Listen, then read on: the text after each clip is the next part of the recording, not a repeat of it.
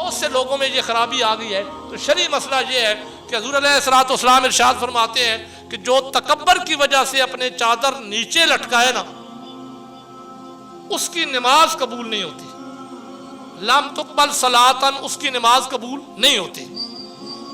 اب یہ چادر کس جگہ تک، اب ہماری تو سلوار ہے نا، سلوار کو لے لیں تو ٹخنے ننگے ہونے چاہیے، نماز کے اندر ہو یا غیر نماز ہو۔ یہ جو حکم ہے یہ صرف نماز کے ساتھ خاص نہیں ہے، غیر نماز میں بھی ہے، لیکن غیر نماز میں اگر نیچے چلی بھی گئی تو کم از کم عبادت تو نہیں ضائع ہوگی نا۔ نماز کے اندر اگر یہ نیچے چلی گئی تو عبادت ضائع ہو جائے گی۔ اب یہ مسئلہ تو آپ پہلے کلیئر کر لینا کہ ٹخنے ننگے ہونے چاہیے، ٹخنوں سے اوپر ہونے چاہیے۔ اوپری ہاتھ کہاں تک ہے؟ نصف پنڈلی تک بھی ہے۔ ایک حدیث کے اندر آتا ہے نصف پنڈلی تک بھی بندہ کر سکتا ہے اوپر والی ہاتھ میں۔ جس کا سلوار ٹخنوں سے نیچے ہوگی اس کی نماز نہیں ادا ہوگی، وہ واجب الادا ہوگی۔ لیکن یہاں جو بہت بڑی غلطی کی جاتی ہے، اس میں تو لوگ بہت سے عمل کر رہے ہوتے ہیں، لیکن یہاں ایک بہت بڑی غلطی کی جا رہی ہوتی ہے کہ اس کے بدلے میں اپنی نماز کو دوبارہ ضائع کر رہے ہوتے ہیں۔ اب حکم یہ ہے کہ جس طرح ٹخنوں کے نیچے تک چادر یا اپنی قمیض کو لٹکانا، سلوار کو لٹکانا، یہ اسبال کہلاتا ہے۔ اسی طریقے سے میں نے بہت سے لوگوں کو دیکھا ہے کہ وہ یوں سلوار کو اوپر اڑیس رہے ہوتے ہیں نماز پڑھتے ہوئے۔ بہت سے ائمہ حضرات کو بھی میں نے دیکھا ہے۔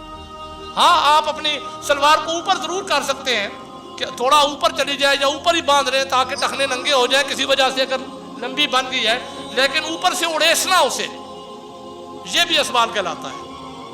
اگر کسی امام نے اس طرح کر کے نماز پڑھائی، امام کی بھی نہیں ہوگی تو مقتدیوں کی تو ہوگی ہی نہیں، لیکن اگر کوئی مقتدی اس طرح کر کے پڑھے تو ان کی بھی نماز نہیں ہوگی۔ یہ بھی اسبال، جس طرح ٹخنوں کے نیچے تک لٹکانا چادر کا اسبال کہلاتا ہے، اسی طرح اس کو اوپر سے فولڈ کرنا بھی اسبال کہلاتا ہے۔ تو لہذا پہلے ہی سلوار یا پینٹ جو بھی ہے اتنی ہونی چاہیے کہ وہ اس ایسی جگہ پہ باندھی جائے کہ ٹخنے ننگے ہو جائیں۔ لیکن اگر کسی کی زیادہ لمبی بن گئی تو کوشش کی جائے کہ اس کو چھوٹا کرایا جائے، ممکن ہے۔